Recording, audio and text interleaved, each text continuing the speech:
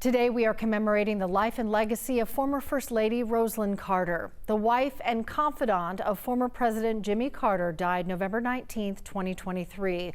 She'd been diagnosed with dementia. She was 96 years old. Rosalynn and Mr. Carter were married for 77 years, bonded by their deep love for each other, their faith, and their commitment to service.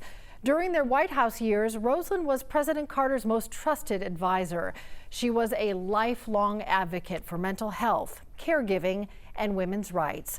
11 Alive has covered the former First Lady through the years, reporting on her impact to both the nation and to the tiny town of Plains, Georgia. It's where Rosalynn and Jimmy grew up, had their first date, lived after their White House years, and Plains is now her final resting place. We're bringing you some of those stories today as we remember a beloved former First Lady. In the small town of Americus, only 10 miles down the road from the famous hometown of Jimmy and Rosalynn Carter, sits an organization named after the former First Lady. Its mission is to help a population close to Mrs. Carter's heart. I say our job is not to make caregiving easy. Our job is to make caregiving less hard.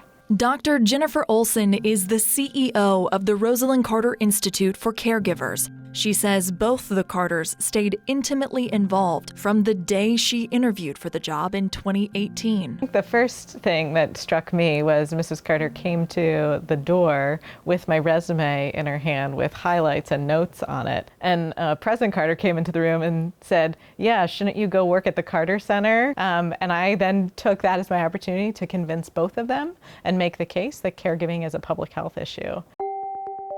The Institute was created in 1987, but the seed to help was planted more than 20 years earlier when Mr. Carter was running for governor, and Mrs. Carter kept getting the same question about mental health. But what's the president going to do? What's the president going to do? So she decided to get herself into the line, the meet and greet line for the president, reach out to shake his hand and ask him what he's going to do about mental health. Well, he reached for my hand before he knew who I was.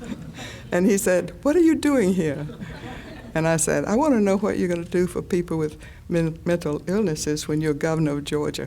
Reportedly, didn't he say something like, "I'm going to put you in charge of it"? That's right. And he did. From the governor's mansion to the White House, Mrs. Carter led commissions, testified before the Senate, and wrote books on the issue, while his wife provided the face and voice for the mission. We've heard about the lack of adequate service or the wrong kinds of services. The former president became a quiet ally, relishing the role of supportive husband to tackle the issue together. President Carter donated part of his Nobel Prize winnings to the Institute back 20 years ago. So, this hasn't just been a recent effort, it's been a long-standing level of support. For nearly 4 decades, the Rosalynn Carter Institute has been a quiet disruptor, influencing policy, forging partnerships, and doling out resources to those who need it most. Her vision of a more caring society, do you think we're there yet?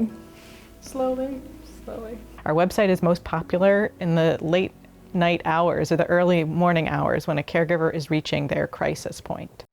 About 133 million Americans, nearly half the population, suffers from at least one chronic illness. That's 15 million higher than a decade ago, forcing 1 in 5 adults into an active caregiving role. We know caregivers experience especially mental health challenges at higher rates than their non-caregiving peers.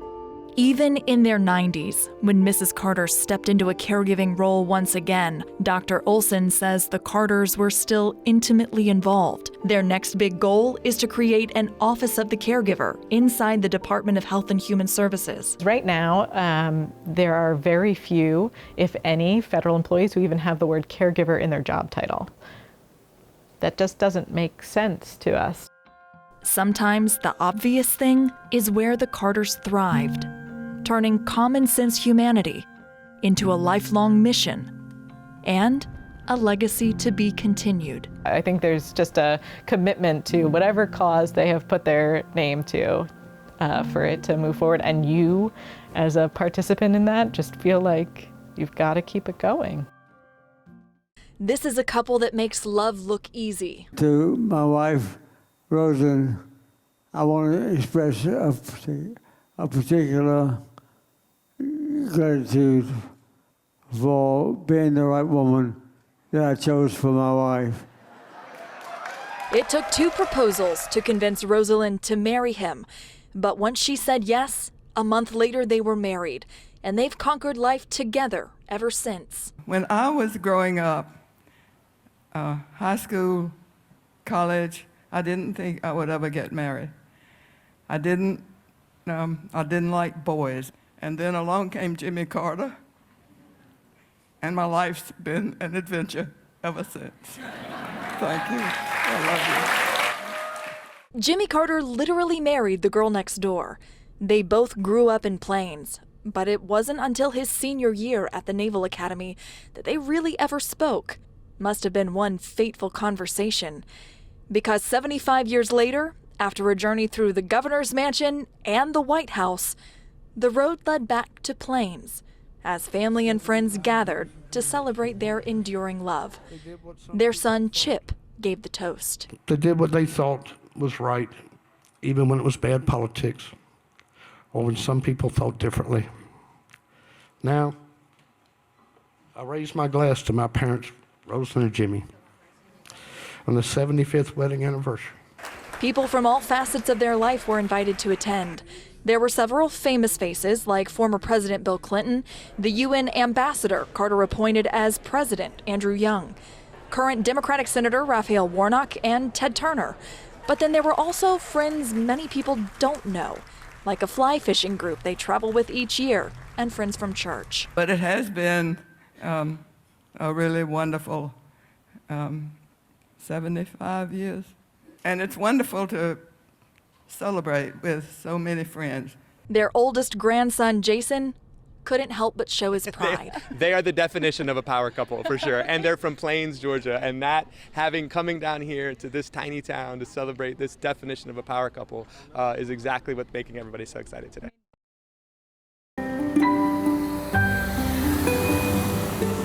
Driving onto the campus of Georgia Southwestern State University, the scene is calm, peaceful. Buildings, beautiful landscapes, all meet your eye. Many may be surprised to know that it's home to a special institute that has helped people around the world. The mission? To serve and support both professional and family caregivers. And it's all because of Rosalynn Carter. The Rosalynn Carter Institute for Caregiving just received approval for a $500,000 grant from the Administration for Community Living to teach and provide new resources for caregivers caring for someone with dementia all across the United States.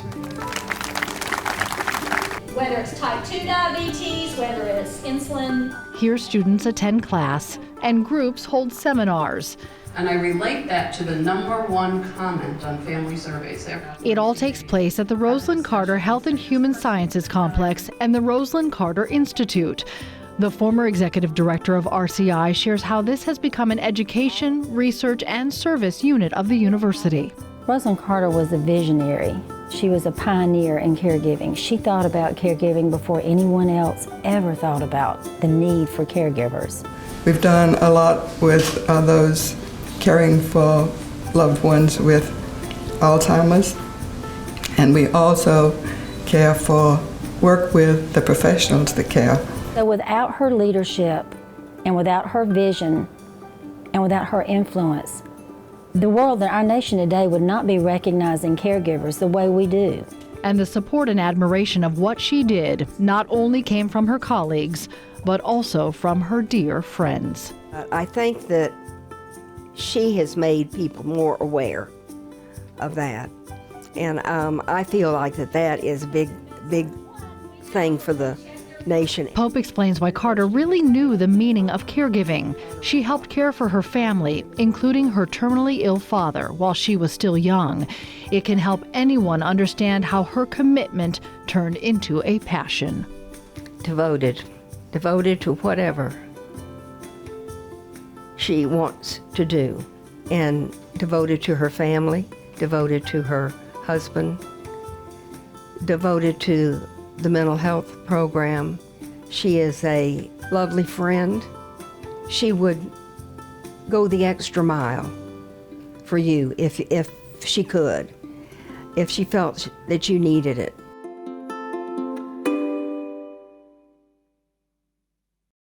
Her life, the American dream come true. Well, Jim and I have had great opportunities. Her heart full of gratitude all her life. The American people have given us unlimited chances, unlimited opportunities, and make it possible for us to do things that we never would ever have been able to do. And what Rosalynn Carter did with her life and with her life partner and husband was change lives. So help me God. So help me God. 49 years old when she entered the national stage in 1976, when Jimmy Carter was elected president, Rosalynn Carter knew going in that as First Lady she would be not only the soft-spoken supporter of her husband. There's no way that we would be here tonight with Jimmy president without your help. We love and care for every single one of you. Rosalynn Carter would also redefine the role of First Lady, advancing her relentless drive to pursue an independent agenda, her causes. Es un gran placer para mí estar aquí. Jimmy would declare that Rosalynn was the only politician in the family, and he meant it. Her unmatched ferocity to win, cloaked in her gracious Southern charms, earning her the nickname, the Steel Magnolia. For too long, these people have not received the care they need. And she went to war for her signature cause, begun years earlier as Georgia's First Lady. We do have some specific recommendations. The fight to revolutionize mental health care and healing. That it's just an illness like any other illness. Rosalynn Carter's American dream began on August 18, 1927. Born Eleanor Rosalind Smith in Plains, 130 miles south of Atlanta. When Rosalynn was 13, her father died, and she had to take charge of the family so her mother could get a job outside the home. Rosalynn managed all of that and still graduated from high school and college. And a month before her 19th birthday, she and Jimmy married. They had 3 sons, and 15 years after number 3, they had a daughter. And all those years and beyond, Rosalynn was a full partner with Jimmy in business and in local and state and then national politics. And after the White House, she and Jimmy co-founded the Carter Center in Atlanta, focusing on helping the weakest, the poorest, the sickest. We know that mental illness is a disease as any other. And helping achieve a monumental shift in health insurance. So now it covers mental illnesses just as it does physical illnesses. And almost everyone suffering from mental illness can be helped. This is a woman who began a joyous love affair with fly fishing relatively late in life, who enjoyed a glass of wine and laughter with her friends and expanding family, a night owl to Jimmy the early bird, working full-time into her 90s, the girl from Plains who grew up making opportunities for others around the world. My dream for the future would be peace in the world and freedom from sickness. The best thing we could do is work toward that goal. Rosalynn Carter, the American dream come true.